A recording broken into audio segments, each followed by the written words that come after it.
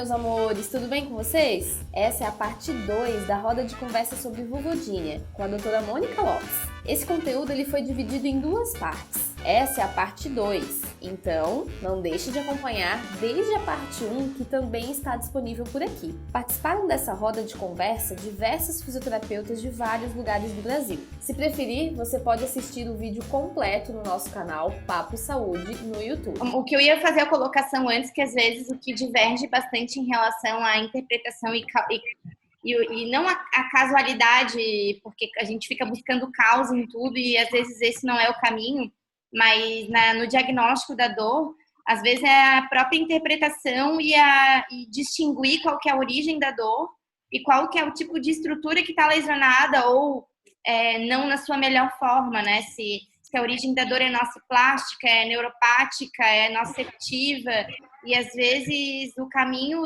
até mesmo do tratamento tem que ser pautado nesse diagnóstico, né? Sim, a dor da vulvodynia é considerada até então neuropática, né? Então pega nervinhos da região e tudo mais. É considerada. Eu acho que um dia vai mudar esse conceito aí. Eu acho que ela tem mais a ver com outro tipo de dor. Mas assim, só para não entrar nessa seara, que é uma seara muito demanda muito, denota muito mais assunto, daria para a gente falar só disso. Voltando a Isis, uma coisa importante, tá, Isis? Olha só.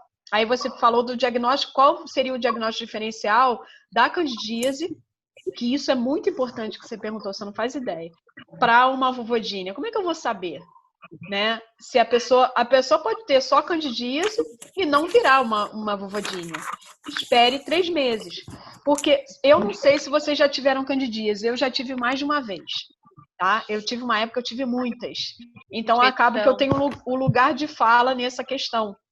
Porque eu entrei em parafuso, que eu falei, babou, eu estou com vulvodynia agora. Mas não era. Eu tive que ter a tranquilidade, a calma de, primeiro, parar com essa parada de achar que eu estava, para não catastrofizar e não puxar para mim, para o meu psicológico, essa dor, que a gente sabe que tudo tem participação do psicológico, tudo na nossa vida. E principalmente a questão de dor. É maluquice da minha paciente quando ela fala assim, eu fiquei estressada e a dor ou a ardência piorou. Não é. Agora, é causa. Não é causa. Não é. É um fator compensatório, né? E tá definido na literatura, tá? Não é causa de vulvodynia. O psicológico não provoca uma vulvodynia, tá? Agora, quando você tem instalado qualquer dor, o psicológico detona a tua dor. É uma porcaria. Aí o que acontece? Espera 3 meses desse pós-candidíase para definir alguma coisa, porque demora. Aconteceu comigo. Eu demorei a passar os sintomas de ardência. O que você pode dar de dica para essa paciente?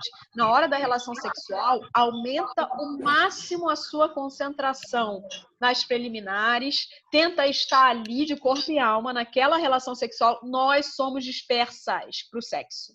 O homem é muito mais focado. A gente não, a gente pensa em 1 milhão de coisas, se tiver filho piorou, por isso que é importantíssimo indicar meditação para essas pacientes. Mindfulness ou meditação, porque a gente precisa focar. A meditação faz a gente focar na vida. Então, se você está fazendo agora, eu estou batendo um papo, eu não estou pensando em outra coisa, eu estou meditando com vocês, porque eu só estou pensando nisso aqui que eu estou falando. Eu não estou tirando meu foco. Entendeu? Eu funciono bem para o trabalho. Trabalho para mim, eu sou capricorniana, né? Trabalho para mim é meditação. Entendeu? Eu funciono bem para dança. Dança para mim é meditação. Meditar, ficar hipnótica, é isso. Hipnose é você focar. Você está em frente à televisão e alguém te chamar, fulano, e tá você lá. Você está em pleno exercício de uma hipnose. É isso, não tem nada de coisar olha o vibrador. Não tem nada disso. Agora você vai achar que você... Não tem nada. Esse é ótimo, gente. Maravilhoso, tá? Peguei aqui porque talvez precisasse. Você primeiro canta, né? Faz uma serenata para o seu amor. e depois você usa. É maravilhoso. É assim, a varinha da fada. Vou te falar, tá? Muito bom. Tem 1 milhão de velocidade. Joana, se esfreganando de ver. A gente tem que fazer um trabalho bem grande também para muitos pacientes desmistificarem esse assunto também, o uso do aparelho para que auxilie mesmo, né? Até mesmo, às vezes, o uso do lubrificante, às vezes, precisa de um trabalho de catequização quase, né? De entender que não tem problema nenhum usar uma substância que vai te ajudar e ao invés, não é um atestado de incompetência, né? E simplesmente um fator que vai te ajudar. E ainda se tem, né? Se a relação é difícil com a sexualidade num todo, quando a gente entra nesses pormenores, né?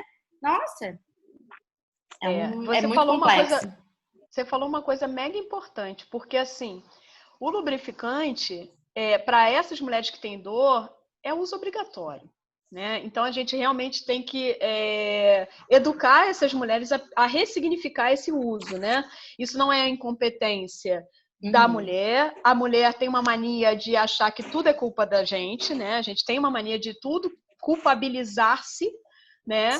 Então, quando você tem uma relação a dois, qualquer problema sexual, seja do homem ou da mulher, é um problema do casal.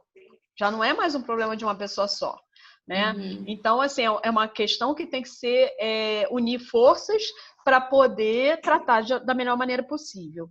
A outra coisa sobre a lubrificação né, em contrapartida, a gente precisa tentar investigar se essa preliminar está sendo adequada. Porque o que tem de paciente que está sendo taxada de vulvodínia e a preliminar é pífia, é uma preliminar pobre, porque eu acredito que nós é que deveríamos falar assim, me penetra agora que eu tô amarradona.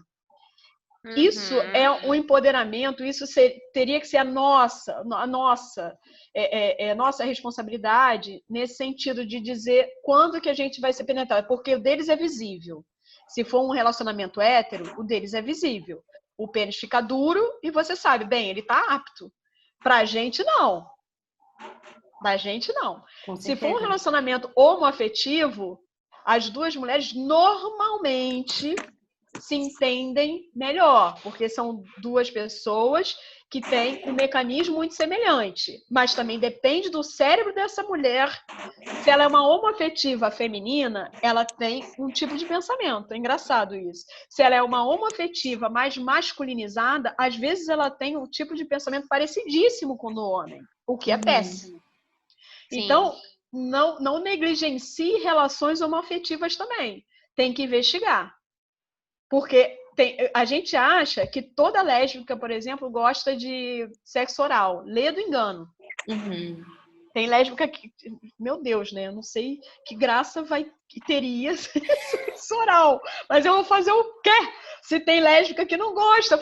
Teve uma paciente minha que eu falei assim, não, nós vamos convencê-la a gostar, porque você gosta, então vamos tentar trabalhar a sua parceira. E graças a Deus a gente conseguiu, porque era uma queixa dela. E aí ela sentia dor, porque ela gostava de botar um strap-on, aquele cinto com pênis, né? E penetrava ela igualzinho aqueles homens bem egoístas. Mas por quê? Porque a gente tem uma sociedade que fica vendo filme pornô, tem que saber ver filme pornô, gente. Eu indico, às vezes, um filme pornô para minhas pacientes, para poder dar uma...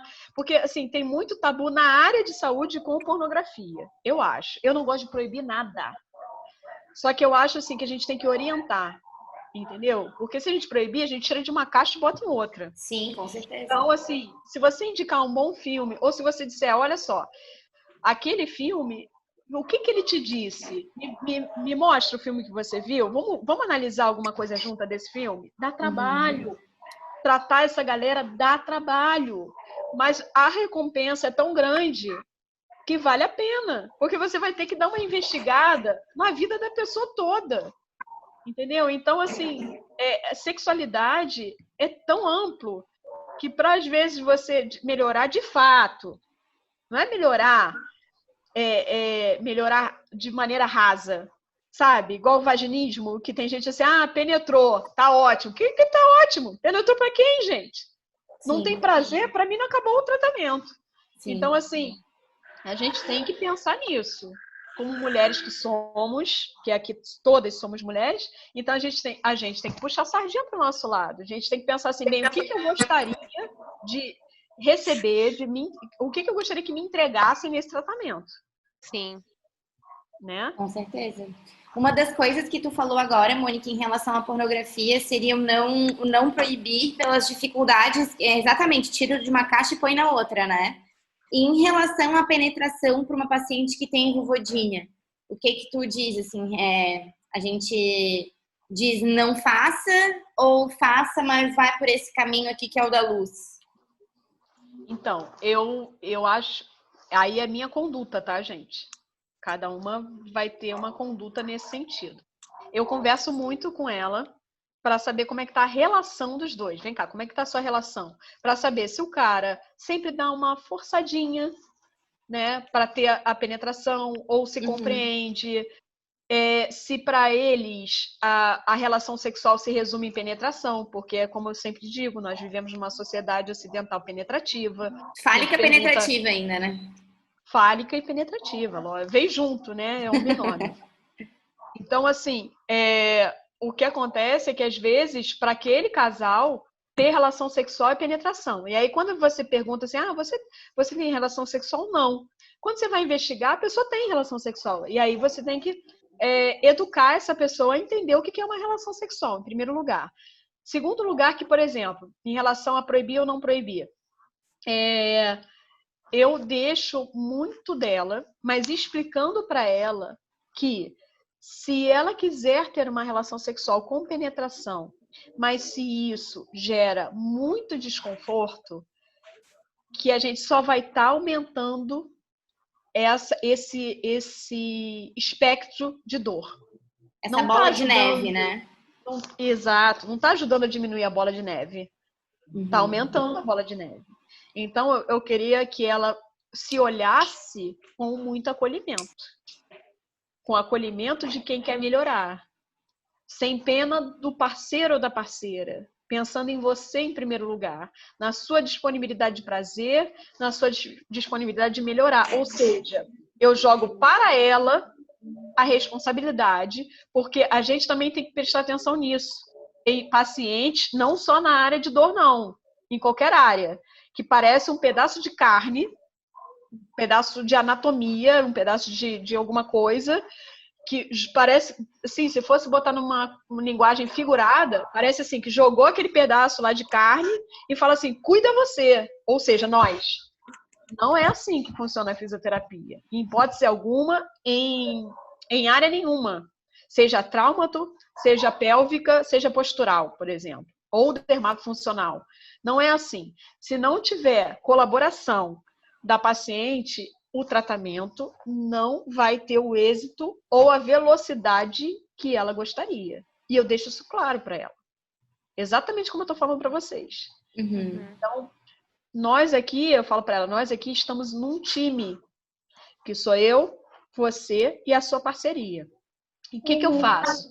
Ou eu peço pro companheiro ir ao consultório ou a companheira, ou, se quiser, me mandar uma mensagem de WhatsApp, ou eu escrevo para a pessoa, para entender qual é o problema, de uma maneira leiga. Eu tenho uma cartinha que eu mando pro parceiro, para a parceira, e a pessoa lê.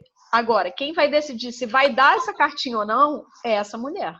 Porque eu não sei quem está do outro lado, eu não sei como é que está a relação, se esse relacionamento é abusivo, que a gente está tratando de mulheres que podem ter uma propensão maior a ter um relacionamento abusivo. Olha só como é de grande responsabilidade o nosso tratamento.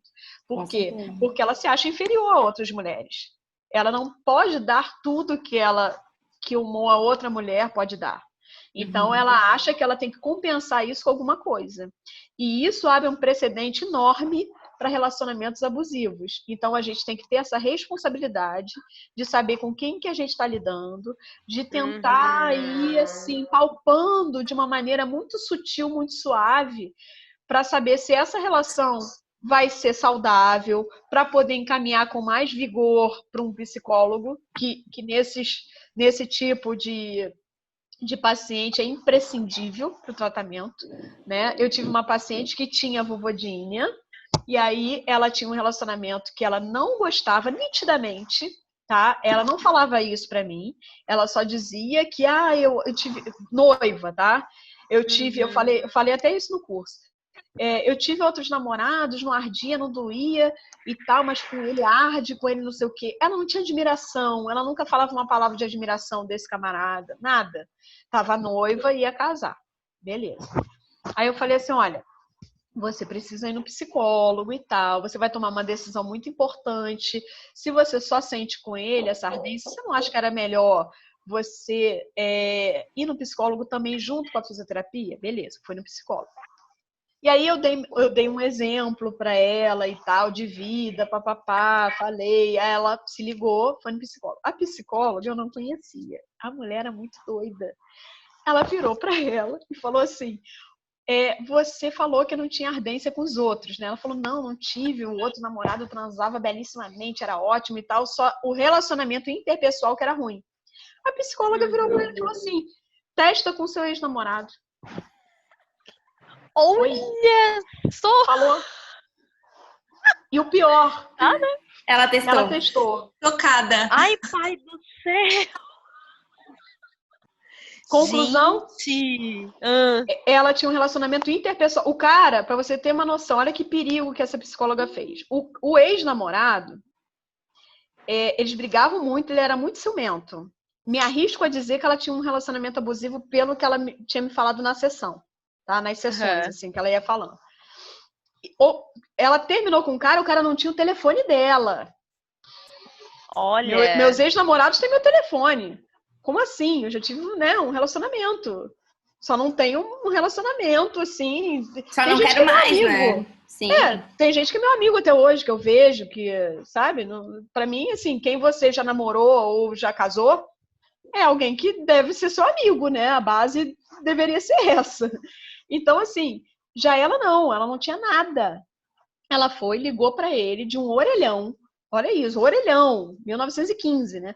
Ligou pra ele, falou assim, olha só, fulano, eu quero marcar um encontro, explicou tudo. Eu estou com uma doença X e Y, a minha psicóloga falou isso. Foi ótima. Essa atitude, a única atitude dela que eu achei ótima foi jogar a verdade. Você quer? Tipo assim, você vai ser um objeto, você quer? E o cara aceitou na hora. Falou, beleza.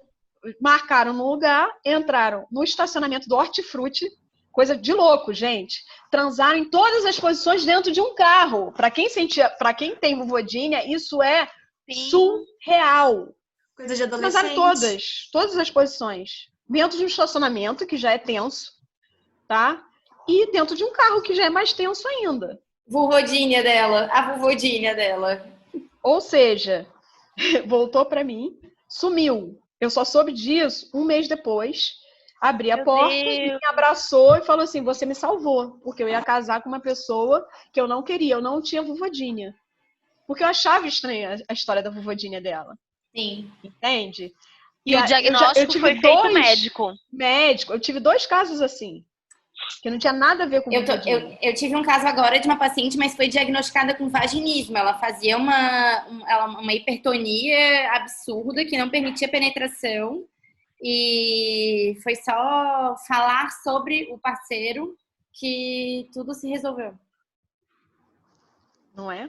Nesse caso, o desfecho foi... Ela acabou com o casamento, gente. Faltavam 2 meses para ela casar. A minha ainda estava namorando. Eu achei o máximo. Destruísse a vida do cara. Não, cara. Eu salvei a mulher. Eu sou do clube da Luluzinha. E depois disso, ela conseguiu... Eu salvei, não. Ela se salvou. Ela se salvou. Fosse só a tábua de salvação. Agora, o prejuízo do casamento ficou para quem daí? Não sei, não pergunto. Ô, Mônica. Queria fazer uma pergunta. Quem é? É a Karen. Oi, Karen, fala. Eu queria entender um pouquinho mais sobre a ardência. Como é que a ardência ela acontece? Como é que ela surge? Tipo, tanto a da vulvodínia, às vezes talvez a ardência é mais dentro do canal vaginal, que no caso é mais do vaginismo, às vezes, tipo, eu sinto. Também quando eu tô tratando, a ardência é o mais difícil de tratar, e eu não sei como ela vem, assim, eu não entendo muito fisiologicamente como ela acontece. Ela acontece como qualquer fenômeno de dor. Ela vem do nada. A vulvodínia pode ter, como eu falei, uma provocação para que ela ocorra, que na literatura o que tem mais força científica é após uma candidíase, após um HPV. Isso pode ter sido um causador de uma ardência. Agora, exatamente como ela se processa... Agora, uma ardência dentro do canal, se for do vaginismo, essa ardência vai sumir quando esse vaginismo acabar. Sim. Isso é certo. Sim. Se tem alguma ardência ali, tem que investigar outra coisa. Tá? Outra coisa que some no vaginismo é aquela dor no pé da barriga. É a última a sumir. Lá no final, que ela fala assim, é a última a sumir. Eu acho que está encostando em alguma coisa, que elas acham que tem parede ou que tem a vagina, nesse caso, mais curta. Uhum. Não existe isso. A vagina curta existe sim. Quando uma paciente fez um Vertime, ela fez uma cirurgia ampla, ela teve um HPV, por exemplo, um tumor, que virou um tumor ali de colo de útero, e aí ela teve que tirar aquilo ali, e aí encurta o canal, de verdade. Se ela teve tumor dentro ali do canal de útero, alguma coisa, vai encurtar o canal. Só nesse caso. Agora, que é complicadinho também, porque uma estenose vaginal, junto com esse encurtamento de canal, às vezes o pênis não vai... Aí sim, o pênis não vai conseguir entrar todo, não. Porque teve realmente uma diminuição do canal vaginal. É fato. Oi? Tem uma das meninas mandou uma mensagem. Rapidinho, gente. Sim. Ô, Simone, faz a tua pergunta.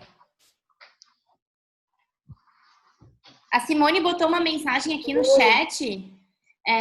Ao invés da gente ler a tua pergunta, faz a tua aí, Simone. Tá escutando? Sim, tá estamos tímida, escutando. Tá tímida, Simone. Não sei se eu cheguei depois, eu não sei se já foi falado isso. Mas, assim, uma paciente que chega ao consultório, ela tem essa dor, essa ardência, um incômodo, a depender como ela fala, né, na relação. Quando você faz o teste do cotonete, dá positivo, assim, em alguns pontos. Quando a gente vai fazer lá, né, do 6, 9, 3, 6, 9, dá positivo. Falar que essa paciente está com vulvodínia devido a essa queixa e o teste seria uma coisa antecipada ou pode-se fechar o diagnóstico com esses dois exames, com a queixa e com esse teste? Ou não, isso tem que ter... E, por exemplo, ela não sabe realmente quando começou, cronometrando, entendeu? Assim, não sabe dizer. Entendi. Alguém quer responder? Porque eu já respondi essa. Vamos ver se vocês entenderam. Eu acho que eu estava depois. Não tem problema não, vou te responder. Mas eu quero saber se a galera entendeu o que eu falei. Eu já falei sobre isso. Sim. Mesmo que responda errado, eu prefiro. Para ver o que eu errei na comunicação. Vai lá, pessoal. Vamos Jack Stripador. Vamos por parte. Olha só.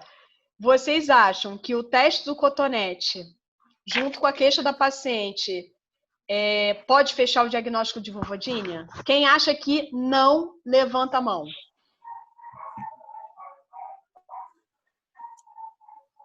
Tem só uma mãozinha ali da Caíssa. Ivana acha o quê? Ivana não levantou a mão? Tá. Então, a maioria acha que não, né? Pelo que eu tô vendo. Depende do tempo, também tem muita coisa a se considerar, né? Então, lembra do que eu falei? O diagnóstico, quem faz somos nós? No. Então, já começamos aí. Se o diagnóstico, quem faz não é a gente, então a resposta já começa como sim ou como não? Não. Como não? Não. O diagnóstico, na verdade, não pode surgir de nós, né? Só uma sugestão mas sugestionar para que um outro profissional médico avalie. Vamos entrar numa seara perigosa, chamada nocebo. Se você sente gosto, entre aspas, de vulva, cheiro de vulva, cor de vulva, entre aspas, de um sentido figurado, você jamais pode falar que... Vulva não, de vulvodínia, perdão. Você jamais deveria falar que isso é vulvodínia. Você não está contribuindo para deixar a pessoa up. Você está tendo um prazer sádico que a área de saúde tem. Quem mais faz nocebo na vida é a área de saúde. Olha que horror, gente. Isso é horroroso. Isso é algo para a gente refletir muito. Então, não pode. Fala, Joana. Foi quem que falou? Foi a Júlia. Júlia, diga. Oi, não, é a Júlia. Desculpa, entrei aqui na conversa. Não, que você comentou que o diagnóstico é médico. Mas, assim, infelizmente, pelo menos onde eu moro, eu não sei nem para quem indicar para a paciente ter esse diagnóstico, então, sabe? E ela quer um retorno, assim, qual a sua opinião? Tudo bem que a gente não pode dar o diagnóstico, mas como que você escreve, então? Porque ela quer saber se ela tem vaginismo, se ela tem dispareunia, se ela tem vulvodínia, ela quer sair dali com alguma resposta, sabe? Então, Júlia, maravilhosa a sua pergunta. A melhor até agora. Por quê? Porque a gente tem essa questão. Uma coisa é você estar num grande centro e ter alguém para você encaminhar. Não digo nem grande centro. Numa cidade que você sabe, pô, eu vou encaminhar para fulano de tal, porque eu sei que a pessoa sabe diagnosticar ou é especialista em patologia vulvar. Outra coisa é você estar num lugar que você fala, olha para os lados, olha para frente e não vê nenhum profissional que você possa ter confiança para fazer um diagnóstico. Duas questões, tá? Eu ainda vou te responder melhor, tá, Simone? Eu sei que a resposta para você deve estar meio manca, tá? Mas a primeira resposta você já entendeu, não, tá? Então, assim, as duas questões são... Eu esqueci o que eu estava falando, aquela louca. Que a gente não tem para quem indicar. Assim, isso, não tem para quem indicar. Não sabe quem tem... Então, você... vai fazer um diagnóstico, sim, para você. Pelo teste do cotonete, pela sintomatologia, porque a clínica é algo muito soberano. Então, você vai ver, já tem mais de 3 meses que ela teve várias crises de candidíase e continua persistente essa ardência, mas é para você. Você não vai dizer para ela. Você não vai dizer para ela. Você tem ardência vulvar. Por que tem que ter um nome, o diagnóstico? Para que serve esse nome? Nesse caso, se é algo assim, que não mata a pessoa, que... Sabe, assim, não é algo que... eu com esse nome, eu vou mudar completamente o meu tratamento. Dispareunia é um grande grupo. Ela quer um nome, você tem dispareunia. Dispareunia é dor no coito. Sim. Então, se você está se sentindo acuada pela paciente... que tem que batizar, né? Se precisa batizar... Batizar... Primeiro, é educar a mulher em relação a isso, à saúde. Vamos pensar juntas? Assim, se você tiver... por tudo que eu estou vendo, eu estou conversando com seu ginecologista, é importante fazer essa ponte. A gente não trabalha sozinha. Nós podemos sugerir para o ginecologista, por exemplo, falar para o gineco o nosso achado e sugerir que você pensa que é algo do gênero. Isso pode, né? Porque eu também moro numa cidade pequena e aqui os ginecologistas, eles praticamente não falam ou não conhecem o termo vulvodínia. Então, fazer essa sugestão às vezes facilita, né? Essa sugestão é ótima, Jéssica. Agora, a gente tem que ter um cuidado que a gente sabe como é que é a classe. A classe médica tem médicos que são maravilhosos e médicas que são maravilhosas. E tem médicos, se você falar, pode achar que você quer mandar no meu tratamento. Então, assim, eu sugiro que fale sim. Mas como que você... Depende, quer dizer, eu sugiro que você analise qual é essa personalidade desse médico ou dessa médica. Em segundo lugar, vai falar, você fala assim, olha, eu não sei... Mentira, você sabe, você tem certeza absoluta. Olha, eu não sei, mas eu li um artigo aqui que eu tô te mandando que tá parecendo isso, doutor. O que você acha da gente combinar de conversar sobre isso? Eu estou te mandando o artigo, olha só, a paciente tem ardência, não tem nenhum achado, mas eu queria muito a colaboração do senhor, porque só o senhor para fazer um diagnóstico. Dá uma olhada nesse artigo. É Eu outra falo coisa. Sim, com certeza. Muito na humildade, sabe? Aqui, muitas vezes, aqui onde eu moro, né, uma cidade pequena, elas vêm para o médico porque de indicação de paciente, não de médico, entendeu? Uma paciente que sentia dor e foi lá e resolveu. E aí elas relatam que foi na médica e a médica falava que é normal. Por exemplo, somente com o pós-parto, né? Como se fosse um combo. Você ganha o bebê e você leva a dor junto. Então, assim, no pós-parto é normal, você vai se acostumar com isso, entendeu? Fica acostumar, acontece mesmo, assim, a gente escuta muito isso. E aí, muitas vezes, e são médicas que são fechadas, entendeu? Assim, e aí, não tive ainda essa atitude de falar, como você disse, pode ser uma ótima atitude. Mas aqui elas já chegam na gente como que não teve solução e que a médica sempre falou que era normal e ela está vivendo a vida e acha que a relação para ela é só com o marido, entendeu? Começa a ter aquela questão de só com o marido para ela não sentir mais, porque já virou...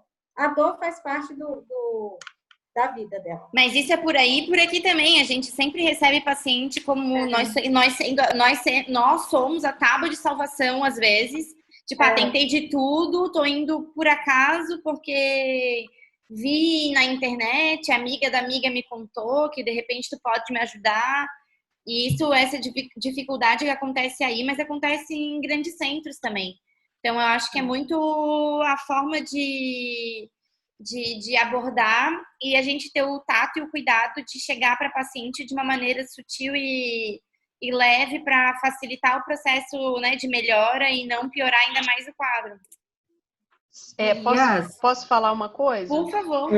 Deve. Então, no seu caso, né, o que a Simone está falando, que a Joana concordou, e eu concordo também, que a gente tem isso em qualquer lugar do Brasil. Primeiro que a gente tem que pensar o seguinte, ter cuidado para a gente não bater de frente com quem nos indica paciente. Isso é a coisa mais, eu vou usar o termo bem, bem cruel, burra, não tem outra palavra. Você bater de frente com quem vai te encaminhar paciente é a coisa mais burra que você pode fazer. Não entrem numa briga com quem vai te fornecer paciente. Enxerguem qual é a personalidade desse médico. Quer que massageie o ego? Não vai doer o meu ego. É um excelente exercício de você ver que você não tem um ego exaltado. Não me importa se a pessoa se acha melhor do que eu quero fazer o bem para o meu paciente. É esse o foco. Quando isso se perde e eu entro num atrito ou com outro colega de profissão ou com um colega de uma profissão diferente, para mim já está equivocado, porque perdeu o grande objetivo, que é o paciente. Então, se o médico ou a médica é difícil, massageie o ego. Primeiro, o que você vai massagear? O ego, que é real. É real, não é puxar o saco. Eu detesto puxar saco de qualquer pessoa. É dizer, olha, eu não trabalho sozinha. Eu preciso muito da sua ajuda. E eu estou mandando esse artigo porque eu quero trabalhar junto com você. Eu queria saber sua opinião para a gente poder melhorar o caso dessa paciente. Para a paciente que falou para você que, olha, minha médica falou que... Vê se pode. Às vezes está pé da vida, né? Falou que isso aí é normal. Aí você pode virar para ela para dizer assim, eu estou do seu lado, paciente. Só que você vai falar de outra maneira. O que você vai falar para ela? Você vai falar assim, olha, então, de repente, a médica quis dizer que é comum. Não é questão de normal. Porque normal não é, né? Você e não é acha chegar que é normal colocando sentir... fogo, né, Mônica? O problema é que às vezes a gente quer tacar... Joana. Mulher, sentir dor no sexo nunca é normal. Ou então já chega com a camisa, como quem não quer nada. Abre bem a camisa assim, ó. Fica fácil, né? Bem mais fácil. Quem é que falou? Foi Carol? Eu. É porque é muito mais fácil para qualquer profissional, para massagear o nosso ego também, chegar atacando fogo na lenha, né? O paciente já se sente com aquele, né, com aqueles dizeres do médico que já não foi tão legal e tal. E daí tu chegar e falar assim, é isso mesmo. A gente tem que saber lidar com os dois lados, tanto com o paciente quanto com o profissional médico que tá ali, que é o que você falou, vai ser o nosso parceiro de troca, né? Tem que ser uma troca. Exatamente. E assim, queimar, paciente que queima o médico ou que queima um colega para você, pode ter certeza, você é o próximo. Ele faz Cuidado o com contrário isso, também. jamais. Então, por exemplo, se foi numa colega ou um colega seu, fez um tratamento que você julga equivocado, você jamais vai dizer isso. Guarda isso para você. Para você. Entendeu? Você vai dizer, olha, não sei, cada um tem uma conduta e tal. Eu tenho o seguinte raciocínio. Você vai dizer o seu raciocínio. Porque você não estava lá. Você não sabe se foi isso mesmo. Então, a gente tem que ter muito cuidado com a ética. Mesmo que seja uma pessoa que seja o seu dissabor na profissão. Né? Todo mundo pode ter um dissabor. Uma pessoa que você não se dá bem, uma pessoa que você acha metida, uma pessoa que você não gosta. Mais atenção ainda para essas pessoas. Não queima o filme dessas pessoas. E nem de um colega nenhum. Eu sou a favor do corporativismo. Sabe? Assim, eu não vou melhorar a saúde dessa pessoa se eu queimar outra. Não vou. Então, para quê? Vai ser em vão. Essa fala minha foi em vão. Eu não melhorei nada dessa pessoa.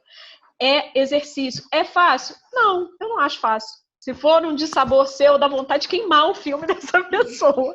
Mas não façam isso, sabe? E isso é do ser humano, né? É uma coisa que a gente tem que trabalhar como ser humano. A gente também tem nossas falhas. A gente tem inveja, a gente tem sentimentos ruins. É trabalhar, entendeu? Mas é libertador trabalhar isso. Porque a partir do momento que você consegue seguir essa linha, você nunca mais vai pensar em fazer isso. Já não passa mais pela sua cabeça. Porque é normal que passe sentimentos ruins pela nossa cabeça. Eu não sou santa, entende? Mas é uma questão de realmente de ética e de tipo assim, de você ter tranquilidade que da tua boca não saiu nada. Não foi você que queimou o filme de A ou de B, sabe? Eu acho que vale a pena, gente. E essa questão do médico é isso. Então, assim, Simone, né, que tinha me perguntado, cadê ela, gente? Tá aqui, tá aqui. Ela tirou a câmera. Ah, tá. Então, a Simone, o diagnóstico, Simone, não é nosso. Se a gente quer que respeitem a fisioterapia, a gente precisa respeitar que é cada macaco no seu galho. A Vulvodínia, ela tem um diagnóstico não, ela deve ter um tratamento multidisciplinar. Inter, se você consegue estar se conectando realmente com todo mundo. Multi, se você encaminha e nunca fala com esses colegas. Então, assim, o ideal é ser inter. Você não precisa estar no mesmo ambiente, mas você liga para um. Às vezes, você vai ter que ligar em alguma hora para poder encaixar esses tratamentos da melhor maneira possível para poder ter melhor resultado. A Vulvodínia não é um tratamento único. A fisioterapia não é tratamento único, perdão, da Vulvodínia. Não é.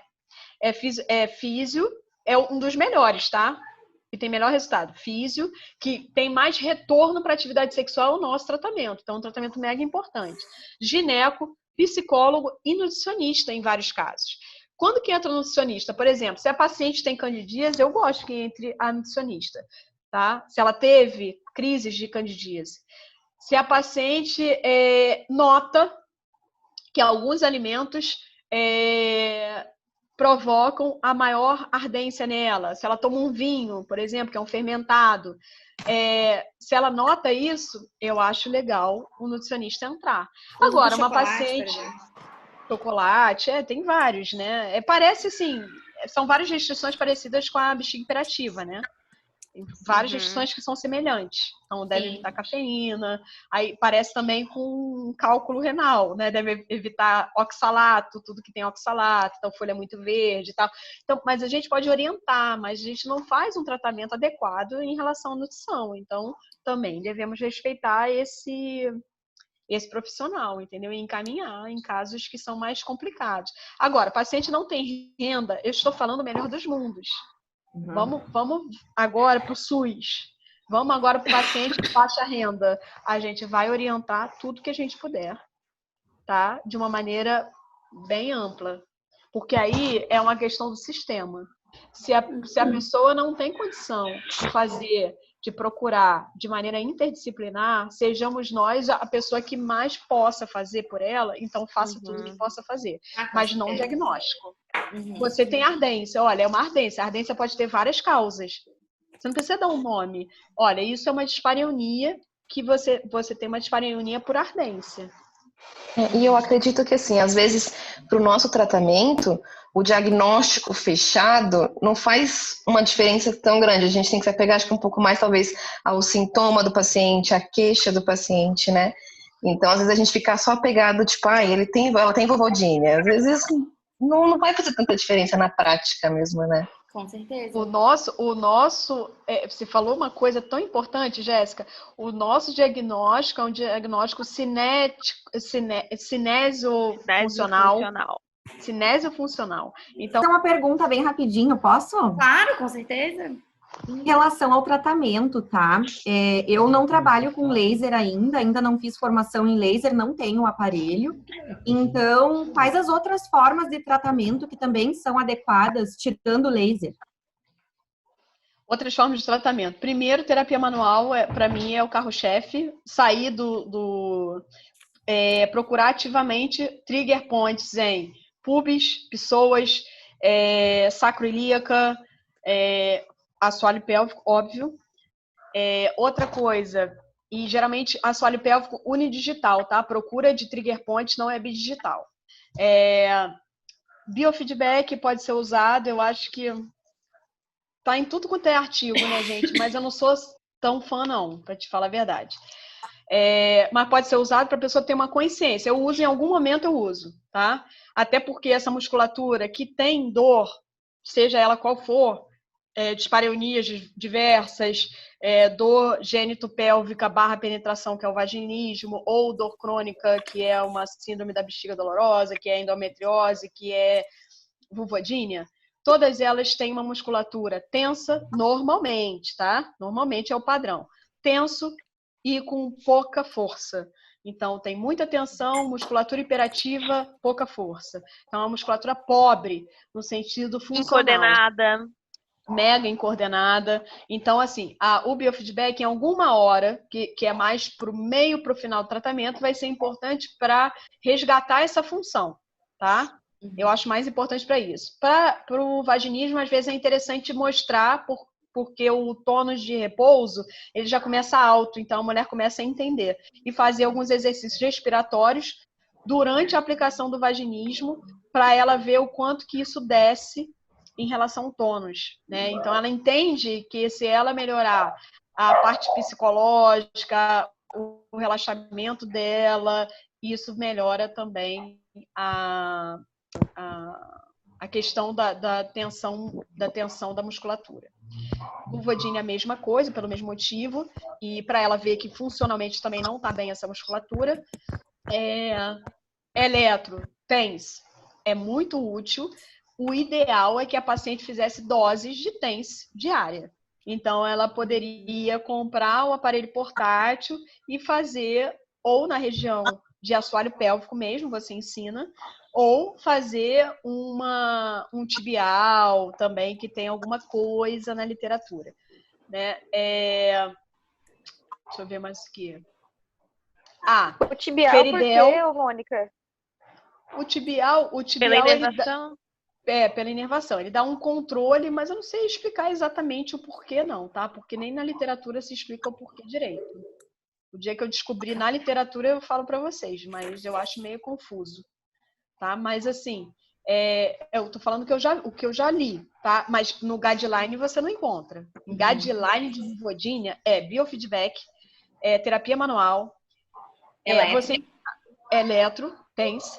Você encontra terapia manual, então, direto. Agora, radiofrequência, que você vê nos guidelines de vulvodynia, não é a radiofrequência que a fisioterapia usa. Pelo amor de Deus, que eu vejo gente vendendo essa ideia, e eu sei que não é essa radiofrequência. É a radiofrequência para fazer bloqueio nervoso. Quem faz isso é médico, no centro cirúrgico. Não é a nossa radiofrequência. Se saírem estudos com a nossa radiofrequência sérios, é uma coisa. Mas em guideline nenhum está falando de radiofrequência, fala de acupuntura também, todos com grau de recomendação baixo, todos, tá? Todas as terapêuticas. Fala da vulvectomia, que é a cirurgia para retirada do vestibulectomia, para tirar o vestíbulo, que é baixo também, tá? Então, assim, de fisioterapia, biofeedback no guideline, tá? Nas coisas mais confiáveis. Biofeedback, terapia manual e TENS. É o que mais você vê. A Ivana está sugerindo o uso da crioterapia também. Sim, o uso da crio até no tubete. Cadê o tubete? Aqui. Colocar num tubete. Aquele de festa infantil. Deixasse um desse comigo, na minha bolsa ainda. Então, colocar uma aguinha, botar para gelar. Gelar, não é congelar. Lembra que gelo queima, né? Então, deixar geladinho e colocar na vulva para dar uma aliviada nos sintomas, principalmente se está muita ardência, beleza. Eu até gosto mais, embora dê mais trabalho, de banho de assento com camomila. Mas já vi uma paciente ter ardência, é mole? Ter ardência com banho de assento com camomila. Camomila.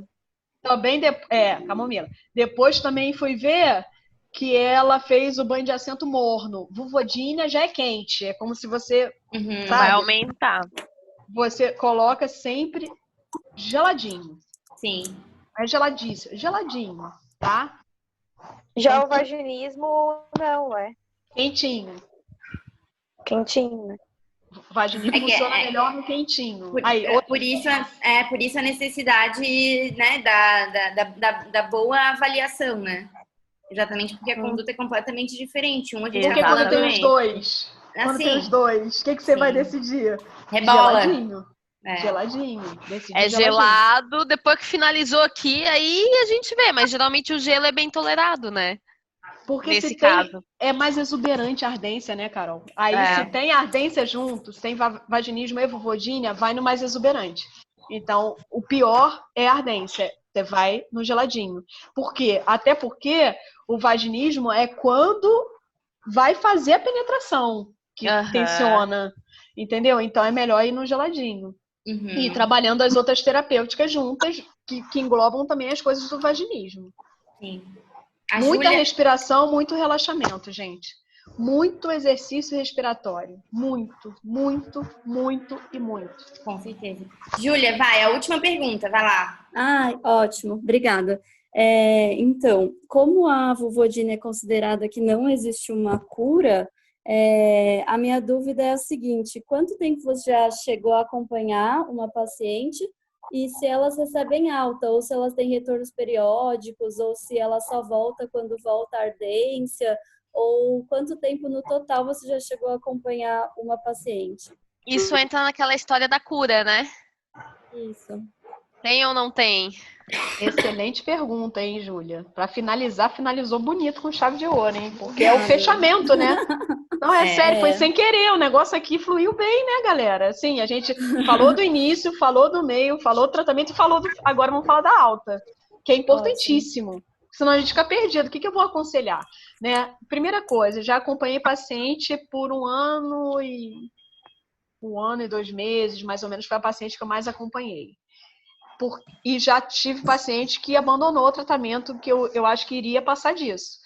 Essa paciente que eu acompanhei durante 1 ano e 2 meses, ela tinha vulvodínia e fibromialgia. A paciente que eu falei que abandonou o tratamento, ela tem fibromialgia, olha isso, gente. Fibromialgia, vulvodínia, síndrome do colo irritável e síndrome do pânico. Meu Deus. Bom para vocês? Que ótimo. Tá ótimo. Então, assim, era muito difícil porque ela faltava. A gente sabe que tem paciente que foge, né, da dor, que foge porque vai ter esse confronto na hora. Então, ela faltava, ela se auto-boicotava. Era isso, tá? Bem, em relação à alta, eu dou alta e peço para paciente 3 meses depois tá? Me ligar, ou eu deixo agendado na minha também, tá? Lá no consultório. Porém, eu dou essa responsabilidade para ela com medo mesmo de eu esquecer, tá? E aí eu peço para ela me ligar. Se ela estiver bem, basta me ligar ou me mandar um WhatsApp. Não precisa voltar. Ela tá bem. Depois desses 3, seria 6 meses, mais 3 meses. Ou seja, 6 meses da data da alta, tá? Então, 3 meses mais 3 meses. Nesses outros 3 meses, eu peço para ela voltar. Aí eu já peço para voltar. 6 meses depois, ela volta e eu reavalio. Ou se tiver alguma intercorrência no meio do caminho. Por exemplo, se antes de 3 meses ela tiver uma intercorrência, ela teve uma ardência e piorou, não sei o que, ela volta para a gente dar esse suporte. Lembrando que eu converso com ela. Pode acontecer altos e baixos, tá? Então, do mesmo jeito que uma pessoa tem uma hipertensão e precisa controlar, vai precisar controlar a sua vulvodinha. Sem nenhum espanto. Você já sabe, você já está na frente de muita gente, você já sabe como lidar com isso. Educação em dor daí, né? Oi? A educação em dor daí. A educação em dor é porque o que a gente vai gerar é um melhor enfrentamento dessa dor. Com certeza. Isso faz muita diferença. A gente não pode dizer para ela que ela nunca mais vai sentir dor, que não saia isso da boca de ninguém, porque isso é uma falsa promessa. Mas a gente também não vai dizer, olha, pode acontecer, tá? Se acontecer, beleza, eu tô aqui para te ajudar. Mas nem pensa nisso, vamos pensar para cima, que não vai acontecer, faça coisas que te dê prazer, siga as orientações complementares que são importantes da terapia comportamental para a vulvodinha, que é o uso de sabonete adequado, tudo isso que eu falei para vocês. Calcinha de algodão, não é só o forro da calcinha de algodão. Sim, não é a calcinha toda de algodão, entendeu? Então, tudo isso é importante, gente. Aí, depois de 6 meses, de 1 em 1 ano, tá, Júlia? Só para finalizar. De 1 em 1 ano, eu gosto de ver essa paciente. A Júlia chegou a te mandar um coraçãozinho aqui no chat, agradecendo a resposta, bem fofa. Obrigada. Eu espero que vocês tenham gostado, que tenham aproveitado. Sensacional. Na verdade, eu acho que até vai... Melhor... Vai sair mais coisa dessa tarde, eu tenho certeza, já tenho uma ideia aqui para te contar. Melhor que isso, só 2 disso. Já tenho uma ideia disso.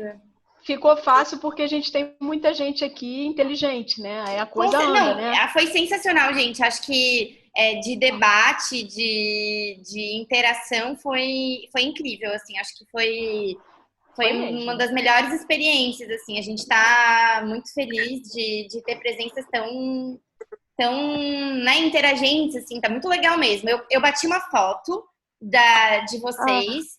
Eu pedi para vocês... Tava bonita? Ah, não, para. Não. Vamos bater de novo. Outra. Todo mundo sorrindo, então, que eu vou bater outra foto. Ajeita, gente. Ai, Joana. Eu tava esperando a Isis parar de se mexer. Foi sensacional, gente. Muito obrigada. Mônica, não tenho palavras para te agradecer. O que tu deu pra gente hoje foi muito mais do que guiar uma roda. Do que um meeting, né?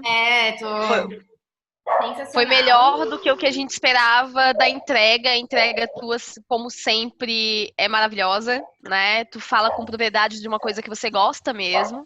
Então, a gente queria passar isso pro grupo também. A troca das meninas foi muito interessante, tirar as dúvidas. Eu acho que foi sensacional. Muito obrigada mesmo pela participação e pela disponibilidade. Essa foi a parte 2 da roda de conversa sobre vulvodínia com a doutora Mônica Lopes. Espero que tenham gostado e aprendido sempre um pouquinho mais. A parte 1 também está disponível aqui no podcast Papo e Saúde. Se preferir, você pode assistir ao conteúdo completo no nosso canal Papo e Saúde no YouTube. Aproveite para conferir também nossas redes sociais, @Papo de Períneo e @Saúde Perineal. Obrigada! Posso pedir uma coisa então, gente? Quem gostou, essa foto aí eu vou pedir para a Joana me também compartilhar, e aí eu vou botar no meu Instagram. Se vocês puderem, faz um depoimento lá para mim. Quem gostou, quem não gostou não faz não, tá? Aquela louca.